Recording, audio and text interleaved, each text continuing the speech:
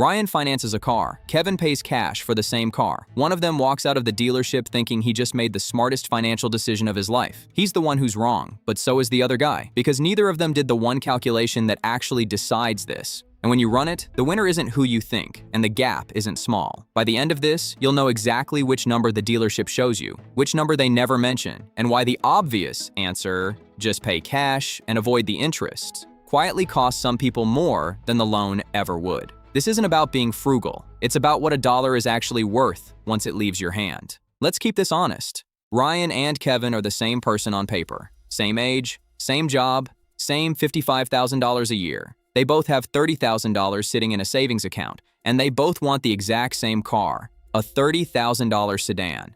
Same model, same trim, same color, same lot, same afternoon. The only thing that's different is what they sign. Kevin writes one check, $30,000, gone, in a single afternoon. He drives off owing nothing to anyone. No payment, no interest, no lender. On paper, he did what everyone's uncle, every radio host, every comment section tells you to do. He paid cash and avoided the debt. Ryan does the opposite. He puts $3,000 down and finances the other $27,000, a 5-year loan at 7%, which is roughly the going rate. His payment is about $535 a month. Over the full 5 years, he'll pay around $5,000 in interest on top of the car. $5,000. That's the number. That's the cost of Ryan's decision, sitting right there in plain sight. And this is where almost everyone stops calculating. Kevin paid 0 interest. Ryan is paying $5,000. Case closed. Kevin wins. Except Kevin's decision has a cost too. It's just not on any piece of paper he signed. For the first stretch, Kevin looks untouchable. He has no monthly payment. When Ryan is writing a check for $535 every single month, Kevin is writing nothing. His friends see it. His family sees it. Kevin owns his car outright. Smart guy. Ryan's carrying a loan like everyone else, and Kevin's free and clear. And it feels amazing. There's a real psychological weight that lifts when you don't owe anyone anything. Kevin sleeps well, no debt hanging over him. Every time he passes Ryan's driveway, he thinks the same quiet thought, I did this the right way. Ryan, meanwhile, feels the $535 leave his account every month. He sees the interest on his statement. Some months, it stings. He wonders if he should have just done what Kevin did and paid it off. If you stop the story here, and this is exactly where the dealership, and honestly most people, want you to stop, the verdict is obvious. Kevin, the cash buyer, is the responsible one. Ryan, the borrower, is paying $5,000 for the privilege of being in debt. But here's the question neither of them asked. The question that decides this entire thing. Kevin spent $30,000 in cash. Where did that $30,000 come from? And more importantly, what would it have done if he'd kept it? This is the number that never gets mentioned. Not by the salesman, not by Kevin's uncle, not in the comments section. It's called opportunity cost. And it's the entire game. When Kevin handed over $30,000, he didn't just spend it. He gave up everything that money could have earned somewhere else. That $30,000 didn't vanish. It went into a depreciating car instead of going somewhere it could grow. Ryan didn't do that. Ryan kept his $30,000. He only put $3,000 down, which means he still had $27,000 that he did not hand to the dealership. That money stayed his. So now watch the two decisions line up properly, side by side, the way nobody ever shows you. Kevin, $30,000 converted into a car that loses value every year. His money is now sitting in a driveway, depreciating.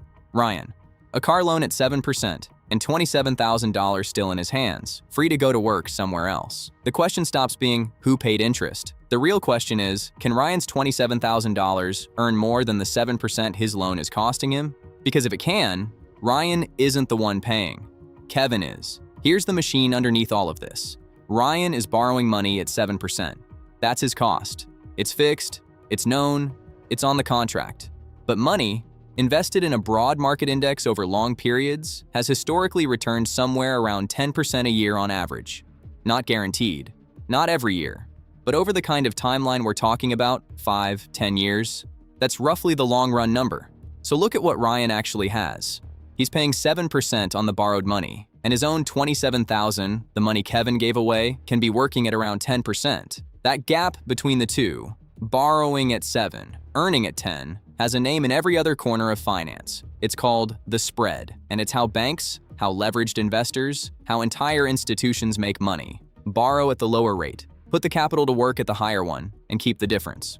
Ryan, whether he realizes it or not, just did the exact thing a bank does. He kept his capital and borrowed at a lower rate than his money can earn. Kevin did the opposite. Kevin took capital that could have been earning 10% and used it to avoid a 7% cost. He didn't dodge a cost. He traded a bigger gain for a smaller saving and felt responsible while doing it. Now let's stop talking in theory and put real numbers on the table, because spread is an abstract word until you watch it turn into dollars over time. Same starting line, same $30,000. Let's run the clock. Kevin's $30,000 is in the car. The car is now worth about $23,000 after the first year, maybe $20,000 after 2. His money isn't growing, it's melting. That's what a car does. By year 5, the car is worth somewhere around $12,000 to $14,000. His $30,000 has become, in asset terms, roughly $13,000. Ryan's $27,000 went into a broad index fund instead, at around 10% a year. Compounding, that $27,000 grows to roughly $43,000, maybe $44,000 over those same 5 years. Meanwhile, he's been paying his $535 a month. And yes, he paid about $5,000 in interest along the way. So let's do the honest accounting at year 5. All of it. Nothing hidden. Ryan paid $5,000 in interest. That's the real cost of his loan, and we're not going to pretend it doesn't exist. But his $27,000 turned into about $44,000. That's $17,000 in gains. Subtract the $5,000 in interest, and Ryan is still up around $12,000. And he owns the same car Kevin does, now paid off. Kevin paid 0 interest. He's proud of that. But his $30,000 went into a car that's now worth $13,000. He has no investment account from this money because this money became the car. His 0 interest saved him $5,000 and cost him the $17,000 his cash could have earned. Line them up. Ryan, same car plus roughly $12,000 in net gains. Kevin, same car, and the quiet satisfaction of having paid no interest. The interest Kevin was so proud of avoiding it is the most expensive thing he did. Now, if you're paying attention, you're already objecting. Good, because there's a real counter-argument here, and if I skipped it, I'd be selling you something instead of showing you the math. Kevin took no risk. Ryan did. That 10% Ryan's money earned?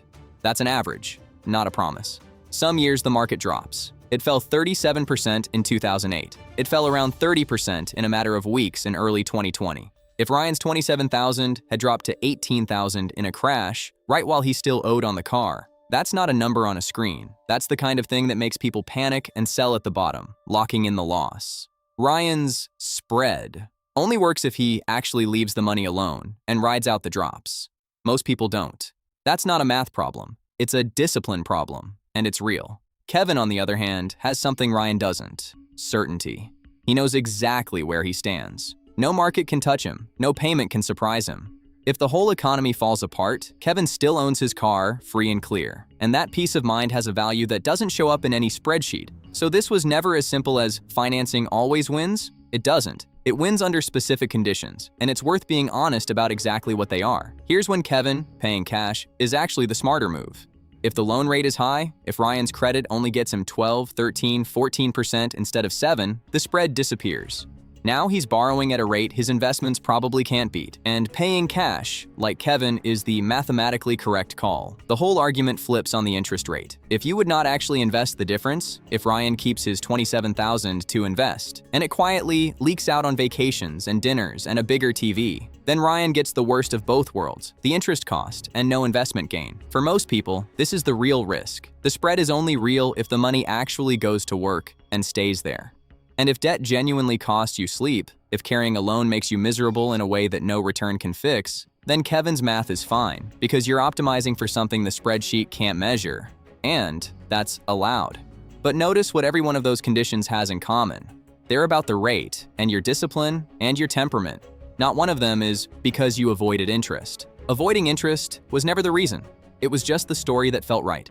And this is one car, one decision, one 5-year window. Most people don't buy one car in their life.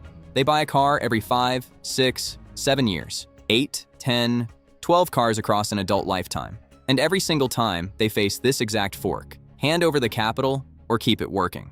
Someone who understands the spread, who borrows cheap when the rate is low and keeps their capital compounding, versus someone who reflexively drains their savings every time to avoid the debt, aren't separated by $5,000. Across a lifetime of that decision, compounded, they're separated by 6 figures. Not because one of them was reckless, because one of them understood what their money was actually worth, and the other only understood what the interest looked like. That's the number nobody puts on the little card at the desk. So strip it all back and look at what actually happened at that dealership. The salesman showed both of them a number. For Ryan, it was the payment and the interest, $535 a month, $5,000 over the life of the loan. Visible, concrete, easy to be afraid of. What no one showed Kevin was his number, because Kevin's cost never appeared on a contract. Nobody hands you a receipt for the money your money didn't earn. There's no monthly statement for opportunity cost. It's invisible, and invisible is exactly why it's so easy to pay. Ryan looked at a cost he could see and asked whether his money could beat it. Kevin looked at a cost he could see, paid it in full to make it disappear, and never noticed the larger one he took on instead. The rate on a car loan was never the whole story. It's just the number that's easy to see. And just pay cash was never automatically the smart answer. It's just the answer that feels safe, because the price of it is hidden. Financing versus cash was never really the question. The question was always, what is your money worth when it's working? And are you giving that up to avoid a number that only looks scary because it's the only one they let you see? Run that number every time. Before you hand over a dollar, ask what that dollar could have earned somewhere else. Sometimes cash still wins, sometimes the loan does, but you'll never know which until you count the cost that doesn't come with a receipt. The math never lies.